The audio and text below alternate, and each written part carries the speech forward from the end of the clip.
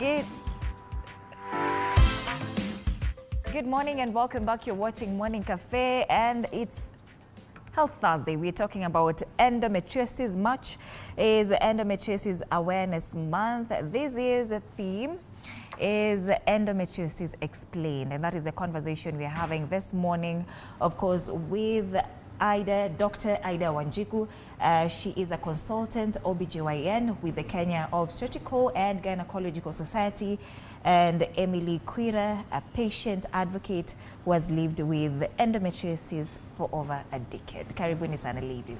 Asante. Thank you. Before we started, you're telling me, oh wow, you're in yellow. So, and I was saying, does it really have a meaning for this particular month and endometriosis? Because I see, coincidentally, we're all in yellow today. Just Emily. Thank you. Yellow symbolizes rejection and courage, resilience. Yeah, so it has a positive side and a negative side. Yeah. When you talk about rejection, is it that patients of endometriosis, you feel like you have been rejected in this country, or is it just from the global perspective? Do you feel rejected, not seen, not heard? What exactly? As an endo patient, I will say we feel rejected because mostly we are dismissed from our families, from our doctors. You can talk to a doctor, but since it's, I can say that field is dominated by men, so they rarely understand what you're going through as a woman. So somehow we feel rejected, we feel dismissed. There's a lot of gaslighting and all that. All right. Yeah. Dr. Wanjiku, of course, we will be getting deeper into this month, the Endo Week. And you know, actually a lot of people don't know that there was something like an Endo Week. The 3rd to 9th. The month is almost coming to an end, and most people don't know that this was actually something that was put in place to just create awareness on endometriosis and make these patients of endo seen and heard. But you know, I want us to establish the basics of this conversation. Endo occurs when the tissue is similar to that uterine lining grows outside the uterus. But what exactly causes this condition, Dr.? Is it genetic, autoimmune, is it environment? What exactly? All right, thank you so much, Anne, for having us, and happy Endometriosis Month. And yellow is actually the color that symbolizes Endometriosis Month. So I'm glad all of us went to with the theme. All right, so going to your question, as you've rightfully said, I like to do this as simple as possible so that we can all get to understand. So let's take all of us back to biology. Yeah. I think we can see from the screen that we have the picture of the uterus. So that's basically how the uterus looks like, with the 2 tubes, the fallopian tubes, and on either side we suspend the ovaries. So the uterus is actually into 3 layers. It has the outer layer, it has the middle layer, and the inner layer. So that inner layer is what we call the endometrium, and that's even where the name endometriosis has been coined from. So as you rightfully said, endometriosis is where you have endometriotic-like tissue similar to the endometrium that is placed anywhere that is not inside the uterus. And it can be completely anywhere. It is a systemic disease, it is a chronic disease, it is poorly understood. It has no screening modalities. It has no known 100% cure. It has no preventive strategies. It is debilitating, very painful disease. So why we say it is poorly understood and why we are doing these conversations is so that to try and shed light of what has come through this far, as much as research in the area of medicine. When you say found anywhere in what sense exactly? In all the systems. Yeah. Can you imagine? You can find endometriotic deposits in your eye, in the nails, in your heart, in your diaphragm, the lung, the gut, the appendix, the rectum. Basically, every system can be affected. And if it goes that much, you know, when you're talking about eyes, brains, lungs, we're talking about women, yeah? Yes. Just outside the uterine line. Yes. Yeah. So why is it that some women really don't experience this while so many also go through this excruciating pain when we're talking about it being in the eye, lungs, chest area? Just what exactly is the link between now the uterine wall and the eye, the lungs, the chest? Absolutely. Thank you for that question. So endometriosis has no outlined cause, but it's a disease of theories. So there are some plausible theories that have been speculated to have been the causative agents for this disease. One of the theories is what we call the retrograde theory, where during your menses, when the lady is now having her menstruation, the uterus tends to contract and cramp to remove that lining, to shed it off. And now what happens is, imagine I give you a sponge, I soak it in water, I tell you to press it. What will happen? It will spill everywhere. Yeah. So that's basically the theory, that as much as most of the shedding of that lining needs to come out through the cervix, outward into the outflow tract, there is some that actually comes out through the fallopian tubes and now spills into the pelvic cavity. But again, that theory does not tell us why some women have it and others don't. Yeah. So the second theory now is something we call an immune dysregulation, where there are some women that tend to have an immune-mediated response, and so they tend to get this kind of inflammatory. An inflammation is like an irritation, and it happens more often to others as compared to the other people. But again, that also does not discuss everything. So another theory now, we go to a genetic predisposition.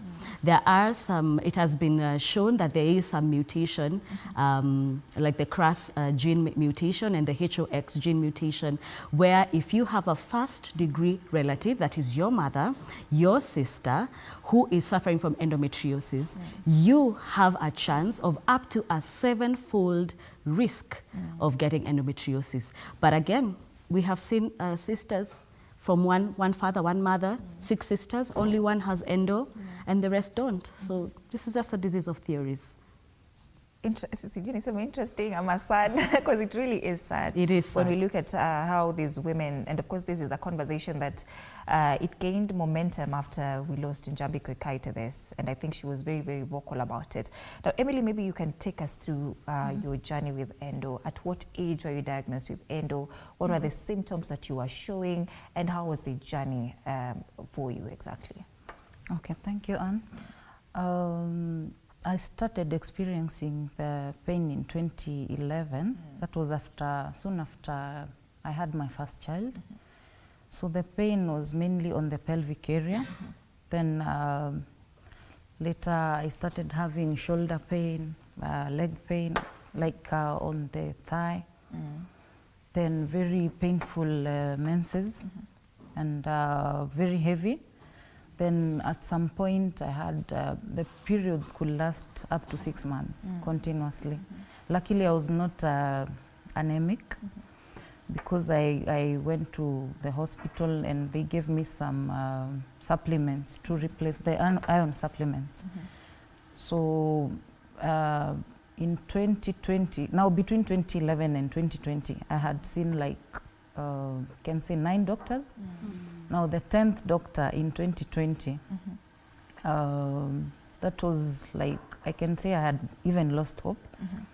So in 2020 when I talked to a friend, then they recommended that I see a gynecologist who they believe is very experienced because he's been in the field for, I think, more than 40 years. Yeah, so when I went to the doctor, I was a bit skeptical, but I went with my medical reports, like a box file full of the medical reports for the reports between 2011 and 2020. So that when the doctor looked at actually the first report, he told me that he's not going to subject me to any other tests. So I should consent to going to theater, then they'll do a keyhole surgery. And it is kind of a diagnostic procedure. So when I went to, okay, actually I took a few months to decide on whether to go, because as I said, usually lose hope easily because you're always dismissed. You can imagine talking to 9 doctors and they're all saying there's nothing wrong, it's all in your head, all the tests are negative, like there's no test that shows there's something wrong with my body, but I'm still in pain. I go to pain management clinics, so the pain will be gone for a few hours, so that is a temporary relief. So now when we went to theater, within the first few minutes, they had already seen the deposits for endometriosis. So one of the areas that they saw was between my intestines, small intestines and large intestines. So they had been attached to the abdominal wall. Because another symptom that I had was when I take food, I could feel like there's something wrong with my stomach. I can take around a week without going to the toilet. So that is, then there is bloating, that discomfort. Those are some of the signs, aside from because the menstrual cramps? Absolutely. Yes. Because for endo, it attaches to all the vital organs, then it's like it takes up the space. So in case if you're supposed to go to ease yourself, and your system is not normal, then it means something is wrong, like it's pressing you. Because I've also done endoscopy, which is supposed to show if there's something wrong in your large intestines, but it doesn't. All the tests were negative. But when I went to theater, the doctor confirmed that everything was not okay. And I felt relieved. Trust you me, it's a very good thing to feel like someone has listened to you and they've given you hope. Just being told even if it's a disease that has been confirmed, but at least them confirming that we've seen what is wrong with. We found the problem. It was a relief. Dr. Emily is talking about 2011 to 2010, that's 10 years thereabout. They say sometimes the average diagnostic takes around 7 to 10 years. So why does it take so long if you're talking about somebody lives with so much pain without knowing what is happening to them for 7 to 10 years? So why does it take so long? So this the disease, endometriosis, is actually a mimicker of various other conditions. So we actually call it a chameleon. It is a great imitator because if these deposits are around your gut area, then you will exhibit symptoms similar to the gut. You will have diarrhea, you'll have pain during defecation, you'll have lots of bloating, a lot of discomfort, abdominal cramps. If this disease is in your lung, you will present like a TB patient. You'll have the coughing, the pain when you're, during inspiration, when you take a deep breath, you'll feel a lot of pain. You'll even feel pain around your rib cage area. So you see, if this patient goes to a general practitioner, and rightfully so, because, that is what we all do, and give these symptoms, the first thing that that doctor will think may not be endometriosis. Because if you're coughing to the point you're even coughing up blood, I would just think, hey, you know what, why don't I test for TB? Or maybe it's lung cancer, or maybe it is a chronic lung fibrotic issue, you see. So I think the conversation over the last 10 years, because I really need to also applaud everybody, the community at large, for really being active in awareness. So now even in the medical level, we are really now even making sure that all the healthcare practitioners have endometriosis not as a last diagnosis, let it be among the first three of what you're thinking would be the problem. Because if you think about it, then you have targeted investigations and diagnostic modalities towards actually confirming the disease. Yeah. Let's talk about childbirth, because Emily says she discovered she had, or she was having excruciating pains. Periods could last up to 6 months, like she's just said, talked about it. But now the concern is, can now women have children when they are having endometriosis? Now, I'll come to that, Emily, to you to see if maybe you've conceived after that. But is it really a chance of, do these women have a chance of getting pregnant and just having babies? All right, thank you for that question. So endometriosis, yes, has been linked to subfertility and in other cases, infertility, but there are women who still get pregnant. We have actually seen women coming to the labor ward up to the 5th baby, and then even later is when we discover, oh, there were some endometriotic deposits happening. So, but the statistics show that of the women that have endometriosis, 30 to 40% of those may suffer infertility. And in the women who have infertility, we have found out that 30 to 50% of those had endometriosis as one of the causative factors of infertility. But it is not as sure that you will not get pregnant. No, there are some women who actually would get pregnant even with endometriosis. And this is because we have different stages of this disease. So the first stage is where you have very mild deposits, small millimeters of deposits just around the pelvic area. Then stage 2, you have a bit more deposits. Stage 3, now it is deep infiltrating into the areas. And then stage 4 has now gone to all other systems. So depending on the stage that you are in, then maybe the things would be different. But again, I need to say that the extent of the pain is not commensurate to the stage of disease. This patient might be having stage 4 endometriosis, which is like the end stage, but barely, barely okay. And then there could be somebody with stage 1, but the pain is just unbearable. Yes, it's not commensurate. Yeah. So why exactly is that the case? Somebody has piles of these red dots in their uterine wall, but they're not experiencing any pain. But now somebody is in stage 1, but they only have like a dot. But they have excruciating pains. They can't even walk properly, stand. So why is there a lot of disparity in the location? Because, for example, for patients who are sexually active, if those deposits are small, but they are just behind the uterus, along where now we have the vaginal wall, when they're having sexual relations, it will be unbearable. Even if they're very small deposits, it will be unbearable for that person.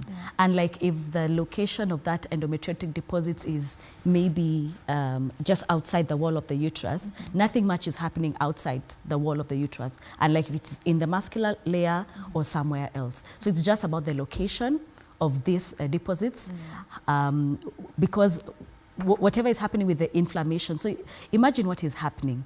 She's bleeding every month. This is endometriotic-like tissue, so it is mimicking what happens in the menstrual cycle. And remember, endometriosis is hormone dependent. It loves estrogen.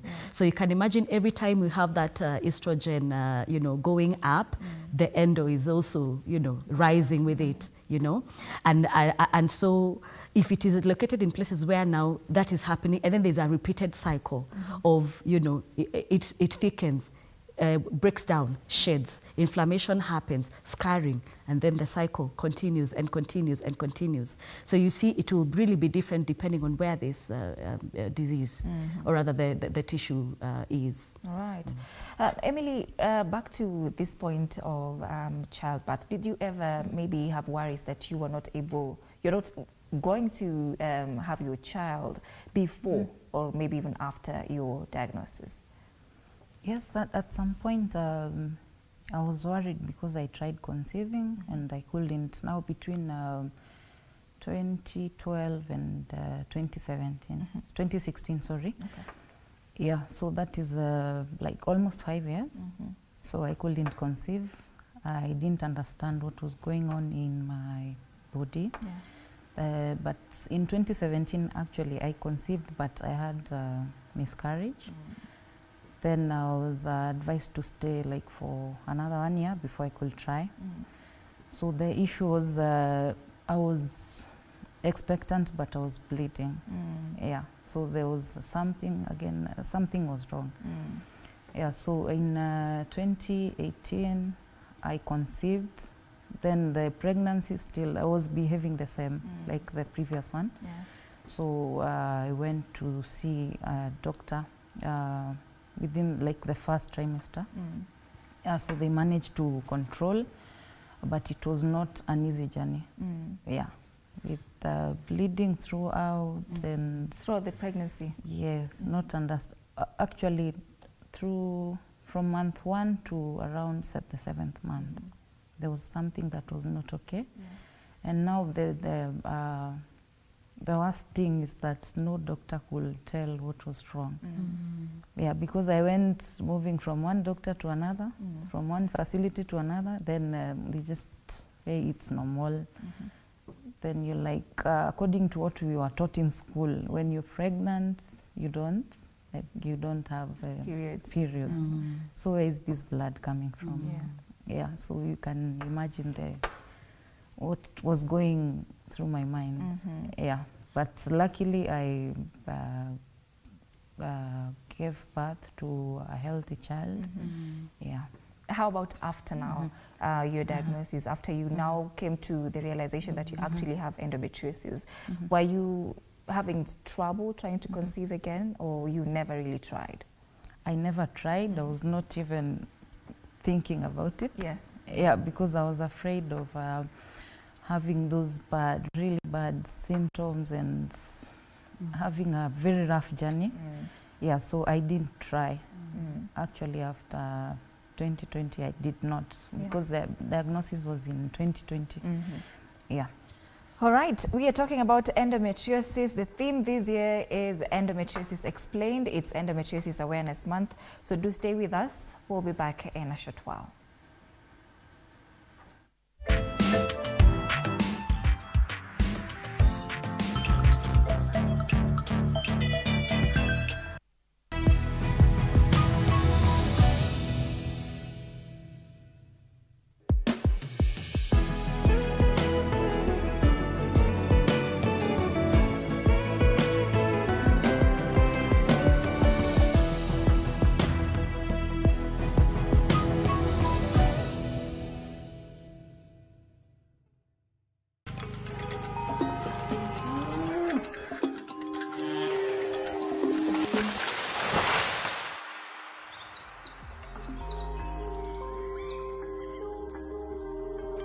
Our world is changing every day, and so should we, for the better. Each week, we tackle the big why, the question that should be on everyone's mind. Why isn't this fixed yet?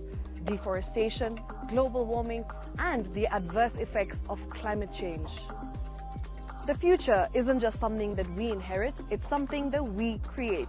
Join us on The Green Fix as we tell the stories of those who refuse to give up.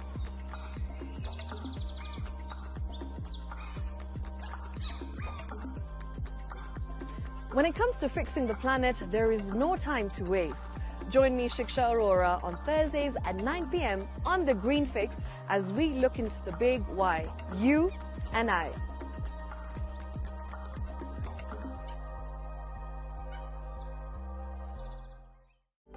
For comprehensive information and education on your health, Body Garage is here. Don't allow anyone to pluck out your good tooth, as long as it is strong and stable. Cancer doesn't start today and you get the symptoms tomorrow. By the time you pick it or the time it is manifesting in you, probably will be there about 5 to 10 years. The eye is the window to the rest of the body. Don't forget to stay hydrated. And of course, you at home do take your water. So the ultimate test is actually you check your urine. Your urine should be clear. Clear like the water? Yes. Should be able to see the other side of the urine. If your urine is colored or has changed color, you cannot see the other side, then you have not taken enough water. Don't forget regular health checkups. Early detection saves lives. I want the message be, we can prevent cervical cancer. We prevent cervical cancer in several ways. You have young girls and even somebody who's above that age, you can pay at least.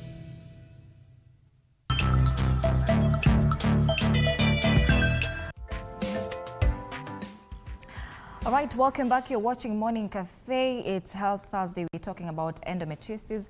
Once again, it's Endometriosis Awareness Month. If you're just joining us, and the theme this year is Endometriosis Explained. We have Dr. Ida Wanjiku in studio, an OBGYN, and Emily Quira, an Endo Warrior. It's right to call you a warrior, right? Because I see you call yourselves Endo Warrior. Before we went on that very short break, we were talking about childbirth. And of course, you said you experienced so much pain with it. But you see, there's this notion in in our African culture where they say, if you have pain, za uchungu itaisha. Did you ever hear something like that along that line? And even before you conceived, right? Were you in so much pain to an extent where you decided that wacha ni zae uchungu itaisha? Yeah, thank you. Yes, actually I was told to, there's a doctor who advised that I should keep my uterus busy. Yeah. So like go back to back, giving ujaze dunia, so that you, okay, it's somehow true, but it's a myth, I think. Maybe doctor can support that. Yes. Because I was told if you're pregnant, you'll not experience those symptoms. It's I can say it's 90% true, but now you can imagine being pregnant for when you done with your maternity leave, then you go back again. Yeah, that is not healthy. Possible, and it's not healthy. Yeah. And again, you you also need to give these kids quality life. Yeah. So I can say I think even the gynecologists are not, not most of most of them are not well informed about how to manage endometriosis, because maybe when they were going through their training, they were just taught about that reproductive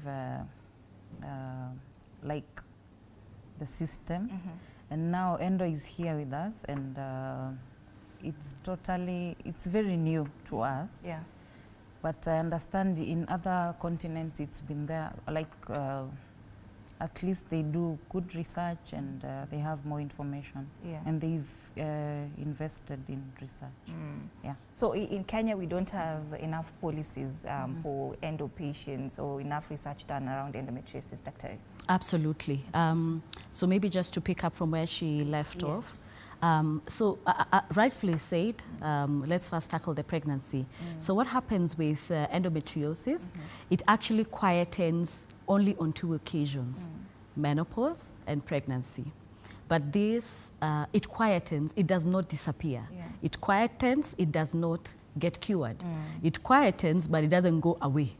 So the myth is partly true, but not in its entirety. Okay. So, well, during pregnancy, because now you have other hormones interplaying, of course, the endometriosis gets masked. But 9 months later, guess what? Yeah. It's back. Gets back. Absolutely. And then the next thing she brought up is about, having more healthcare practitioners and gynecologists that are now, more versed with this disease. What happens is, for a very long time, endometriosis had been thought to be a white woman's disease.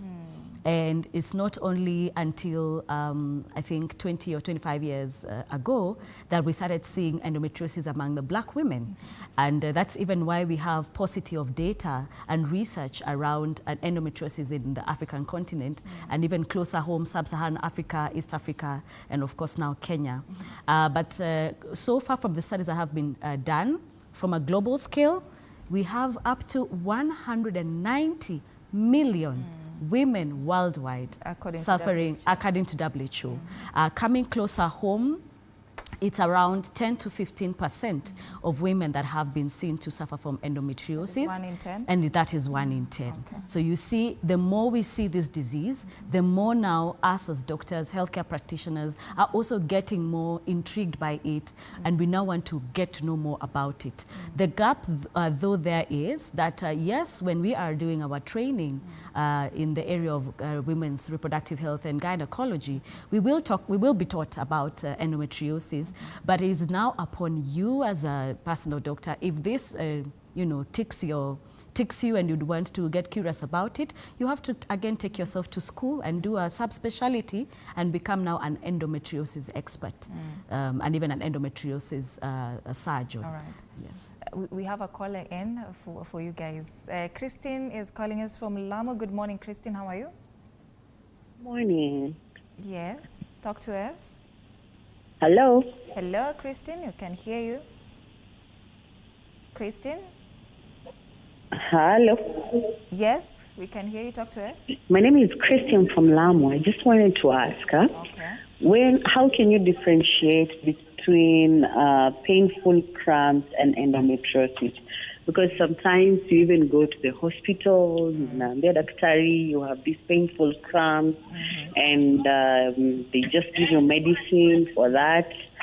How really do you really differentiate between the two? Absolutely. Because I've gone to the hospital so many times, and the only thing they tell me is that ni kawaida too for that pain, it's kawaida, but it's so draining. Sometimes hata unashindwa kwenda hata kazi even to do other things. Okay. Thank you so much, Christine, for your call. Dr. how can you differentiate between painful cramps and endometriosis? Good. All right. So it's good for all of us to know that endometriosis is not the only diagnosis that would cause dysmenorrhea, which is painful periods. Yeah. We have other diagnoses as well that cause that kind of a symptom. So it now, it lies on us to be able to take a detailed history, really listen to the patient. I like what Emily said. She said that she went to up to 9 doctors. She didn't feel listened to. She didn't feel like she was being understood. So to be able to rightfully make a diagnosis, whichever it is, endometriosis or otherwise, we need to take a detailed history. Listen to this patient, ask them, how is this pain? How would you describe it? What happens with it? Are there any aggravating factors? Is there anything you do that relieves it? Just let her talk, allow her the space to explain to you what is happening. After that, you really have to do a clinical examination. I remember sometimes back, my mom used to tell me that she would know she has been seen by a real doctor if the doctor touches her. So our hands are our tools of trade. Really just place the patient on the couch. After having consent, really examine this patient. A systemic, detailed clinical examination will be able to elicit a lot of things for you as you're doing that. Then after that, you now go to the diagnostics, that is the laboratory investigations, blood tests, and then now the imaging modalities, X-rays, ultrasounds, MRIs, and now you put everything together. It's like the story. So you put all the stories together and come up with the diagnosis. Now that you're talking about pain, is painful periods, normal? Because they tell us if you just hear slight pain, hata kama ni kidogo, you have to seek medical attention. And of course, I know you've mentioned that endometriosis is not the only condition that presents itself with pain. So is pain normal during menstruation? Any pain, not just menstrual pain, is not normal. Pain is actually your body telling you, hey, you know what? There's a noxious stimuli here. Let's check on it. So there is no pain that is normal, and menstrual pain is not normal. Pain is actually the indicator, like a siren. Your body is indicating to you that we need to have this checked out. So no pain is normal. Emily, we're coming to you, but just to also talk about it, this painful periods, how does it now present itself, these gynecological conditions differently? Endometriosis, we have fibroids, we have PCOS. How different are they from each other? Well, let's start with adenomyosis, which we normally say is a stepsister to endometriosis. So with adenomyosis, you now have the endometrial-like tissue, but now in the muscular layer, the second layer of the uterus. And now what happens is it actually makes the muscle, the uterine muscle, to be, bigger than its usual size. Of course, it will also present with heavy bleeding that you may not always see with endometriosis. If you talk about PCOS, then also PCOS has also other symptoms that come with it. For example, you get man-like symptoms. You can get hoarseness of voice because now your testosterone is up. You can get a lot of acne, beard, facial hair, that's what we call hirsutism. So there are, painful cramps can be a similar symptom, but the other diseases also have peculiar other symptoms that are not really the same as endometriosis. Yeah. Now, the theme this year, as we're talking about it, Endometriosis Explained, that is focusing on better understanding and explaining endometriosis to both public and healthcare practitioners. Now, what are you doing exactly to ensure that these healthcare practitioners are well conversant with endometriosis? The public is well conversant with endometriosis, because when I was starting, we said that a lot of people didn't even know that from the 3rd to 9th of this month was endometriosis week. So what are you doing exactly to also just ensure that this conversation is had? So endometriosis is actually not just a health issue, it's a systemic issue, it's a societal issue, it's a community issue.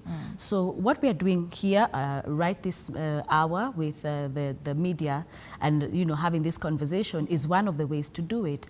But we need now to do more than just having it in the month of March. Can we have these discussions all through the year? Can we have community-based talks, under the tree discussions, in the marginalized communities? Can we attend high schools where, we have teenage girls who are just getting into puberty and have this kind of discussions? Can we actually have this motion tabled in Parliament so that the high-level leaders up at the top get to know what endometriosis is and how we can actually do this and be able to even support in terms of funding? It's a very expensive disease, and I'm sure maybe Emily would want to shed light more on that because she is first-hand experienced on it, but it's very expensive. So there's a lot to do. Yes, we have done something and we applaud how far we've come, but now we really need to do more so that a child as young, it needs even to be discussed in the homes. Just like how we talk about teenage pregnancies, let's now bring endometriosis to the table. Yeah. All right. We'll be getting back to a point that you've made, a quite interesting point. But Emily, this, of course, is Endo Awareness Month. You wear the shoe, you know where it pinches the most. What would you want us to focus on this month and even moving forward? Thank you. I think I'll just add on what Dr. has said. We need to raise awareness like on daily basis throughout the year and actually target the, can I call them less privileged? Yes, it's okay. Because there was, I had a talk from a lady, was it a lady senator? She was talking about establishing a facility in Kenya. But okay, it's a very nice idea. It's a great initiative. But now, if you were to think outside the box, what will happen to the ladies maybe from Marsabit, who find it very expensive to reach Nairobi? And again, if they were to come to Nairobi for the specialized care, will they afford the services? So maybe we can just consider something which is, they can subsidize the rates to be affordable, if not free. Because I know free is, it's easier said, but getting quality care is not guaranteed. Yeah. Emily, you can talk to us now about the financial burden that this had on you. You know, when you're talking about these surgeries, this constant hospital visits, how is it, how burdensome is it to just treat endometriosis or just manage it because it's not treatable? How expensive is it? Thank you. First, I would say just visiting a doctor, talking to Daktari here. Yeah. She will need me to pay like 5,000 shillings just to have that conversation and explain to her what I'm feeling. And maybe later she'll need to send me to either to do a scan, which is, can I say, above 10,000 shillings per scan. Then I'll come back to Daktari and maybe based on my experience, the scans were all negative. So when I come back to Daktari, I'm just using an example, as an example. Sure. So when I go back to our office, she'll give me some pain medication, which will again cost me. I think I can't tell like the exact figure that I'll use to buy those pain medication, because I'll use the pain medication for long on need basis. And with endo, need basis means throughout. Yes. Yeah, you take the medication, the pain goes away, then it comes back. You can just do a very moderate move, then it comes back soon after. So you'll need the medication, and you'll need very strong medication, even the pain patches and injectables, oral medication. So I can say it's very expensive. Then once the diagnosis is done, you'll have to go for a procedure. It's not an open surgery. It's called a keyhole laparoscopy. So when you go to that, like for my case, I used around, for the first surgery, I used around 700,000. That's a lot. That was within 4 days. Yeah. Dr. When you're talking about laparoscopy, you know, not everyone can afford this to start with. And secondly, is it accessible? Do we have those machines that can actually do laparoscopy in Kenya? Yeah, so as she said, I mean, this disease is very expensive. And you see it is a lifelong chronic disease because, as maybe she will mention later, is she didn't do just one surgery. So you see, imagine the first time she paid that much of amount, maybe got relief of symptoms, and then maybe it recurred in another place. So yes, laparoscopy machines and towers, they are available in Kenya, but of course we don't have as many as we would like. And so now this is where we really make a call to the government to be able to, the money that they set aside for health, would they really help us to buy these machines and have them in every county and sub-county hospital? That's number one. Number two, would the government help with funding of training for doctors? So that it's also very expensive.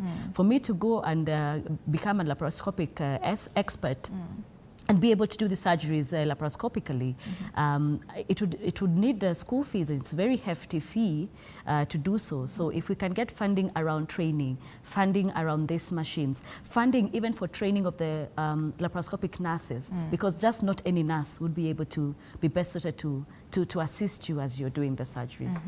Yeah. I want us to now go deeper into, of course, treatment as we come to the tail end of this conversation. This disease is manageable, not necessarily curable. But when you talk about Emily, for instance, going through this very, very many surgeries, there are chances where they reoccur, these diseases, these endo. So if you're talking about treatment, what options are available? So we have, it's like, I like to divide it into a 4-prong treatment options. The first prong being the basic painkillers, pain medication, because that is mostly what this patient would present with, and that is still a viable option. Second prong is now what we call mimicking pregnancy. So we call it creating an environment that is a pseudo-pregnancy environment for the body so that it can at least, be masked. And here we use hormone suppressants because endometriosis is hormone dependent and it's estrogen. So we normally like to give progesterone. It counters the action. Number 3 prong is creating an environment that mimics menopause. So we call it a pseudo-menopause kind of situation for the patients. So those one we give, I'm sure she's heard of Visane, those GnRH analogs, we have a couple of them around. And then the 4th prong is now the surgical option, which could be a laparoscopy, where you just make an incision, like two or three holes. You go in with a camera, you see it on the screen, and you're able to get direct visualization. And this helps with both diagnosis and treatment on the same day. Okay. Emily, maybe some of the challenges that you as endo warriors face that you would love to share with us. Okay, there's so many challenges, but I can maybe comment on personal. Yes. Okay, for personal, being a mother, sometimes you cannot even lift a child because of pain. And doing just the basic chores in the house becomes a problem. And the fact that not everyone understands what you feel. Actually, no one understands. Let me just put it like that. No one understands because we are always told that period pain is normal, which is not true. So most people believe that within after 2 days I'll be okay. And for like being an endo patient, it can go up to maybe a month. It does not because it affects the hormonal, it causes hormonal imbalance. It can last longer. It does not necessarily. So the pain is throughout. It's throughout. Not when you are on your menses. It even affects relationships. Let me just mention that. Maybe I can give an example of someone who is in the dating stage. It's not easy for a lady to tell a man that I'm having this pain during sex, so we cannot be. That intimacy cannot. So I think what I would recommend is to have these talks on a regular basis so that at least even men can understand what endometriosis is. Then I can also ask our brothers. They could be fathers, they could be husbands, they could be male friends. Just listen to, if a woman tells you she's in pain, kindly listen to her.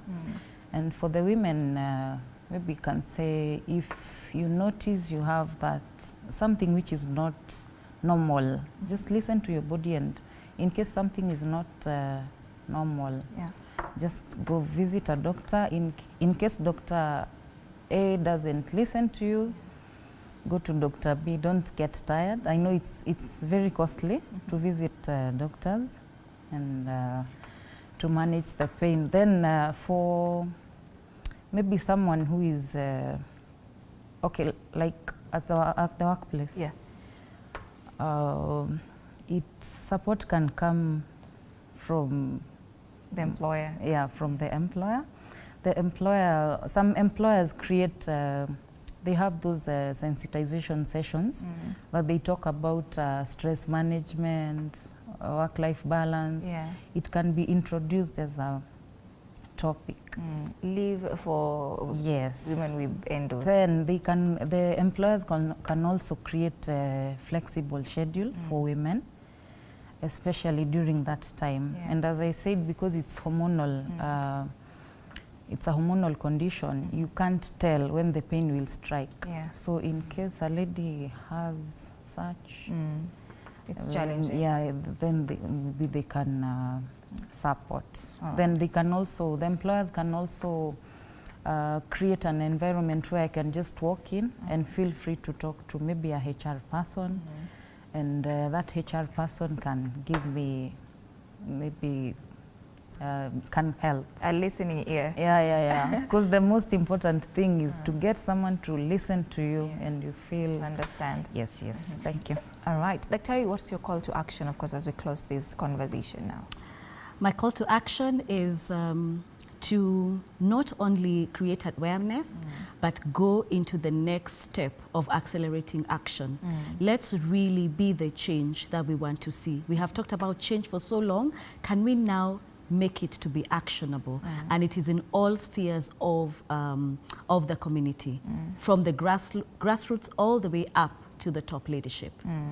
All right, I love that you've mentioned Accelerate Action, the 2025 theme for the International Women's Day. Maybe we're looking forward to having these conversations outside the month of March, just like you've mentioned. But just to bring you back before we close this conversation, Dr. March is coming to an end.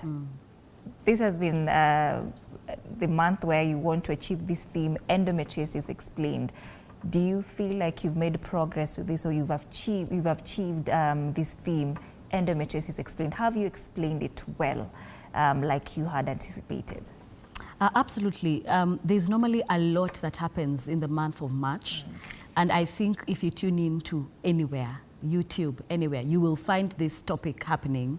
But the only sad part is once we clock the first day of April, things just dwindle down. So if we could have these conversations, and not just in the media houses, can we have them, can we have a watch, what do you call it? Not a watch party, yeah, even a watch party. If this, I'm sure this is being recorded, can we have it maybe being replayed at a different time? Could we have campaigns in high schools? Could we have, even free medical camps? Targeted specifically for endometriosis. For a long time, we have done breast cancer and cervical cancer, which is really good. Can we put in the same effort we have done, but now for endometriosis? And I think we'll get a much wider reach. All right. Thank you so much, Ida Wanjiku, Daktari, of course, that is an OBGYN, and Emily Kuira. I'm very much keen not to say Kuria. Because they're very, very close, for making time for us to have this conversation on endometriosis, and happy Endometriosis Month. We hope that this conversation will just go even beyond conferences and beyond boardrooms. Thank you so much. Right about now, we want to cross over live to KICC, where City Hall, Nairobi, where the flagship of the World WRC. It's starting tomorrow up until Sunday. There's live pictures from there. And the president is supposed to flag it off, accompanied by other dignitaries, among them Nairobi Governor Johnson Sakaja.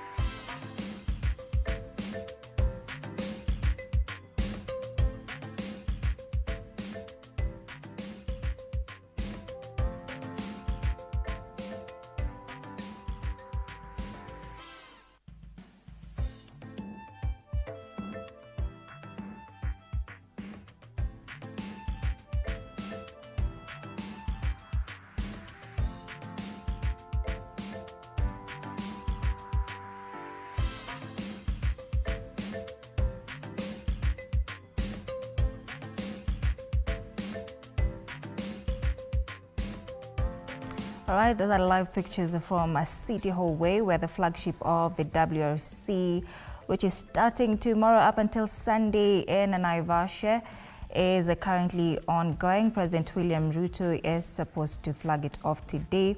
and he will be accompanied by, among other dignitaries, Nairobi Governor Johnson Sakaja.